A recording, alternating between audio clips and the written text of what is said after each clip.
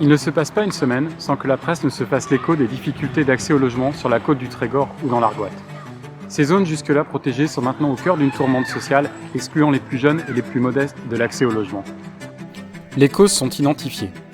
L'engouement pour notre territoire qui attire des acheteurs aisés pour l'achat de résidences secondaires. Une augmentation des ventes de résidences principales au profit d'acheteurs au pouvoir d'achat plus élevé. Le développement de la location de courte durée de type Airbnb. Un parc de logements privés de mauvaise qualité qui fait de cette partie de la Bretagne une des plus denses en logements indignes. L'absence de politique ambitieuse pour augmenter le parc de logement social. La crise de logement exclut les plus pauvres de leur commune et les éloigne des services. Et ils doivent se replier sur des logements de mauvaise qualité quand ils en trouvent. Elle accentue la crise environnementale en augmentant le temps de trajet domicile-travail. Bien peu d'actions nous semblent être mises en œuvre pour inverser cette spirale.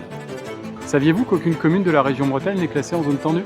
Dans les communes en zone tendue, une majoration de la taxe d'habitation jusqu'à 60% peut s'appliquer aux résidences secondaires. Il faut en plus qu'une délibération du conseil municipal ait décidé de l'appliquer localement. Dans les communes en zone tendue, on peut aussi réguler la location de courte durée de type Airbnb, mais aussi et surtout encadrer les loyers pour qu'ils n'augmentent pas entre deux locations. À l'automne, le Parlement examinera la loi de finances. Ce sera le moment de se mobiliser pour changer les règles, pour modifier la loi, pour que les communes bretonnes qui le souhaitent puissent intégrer la zone tendue. Le premier rendez-vous est fixé à Lannion le 10 septembre. Venez manifester. De hit da Lannion da manifesti et vid ma votu dans nol cas de loger et zervo.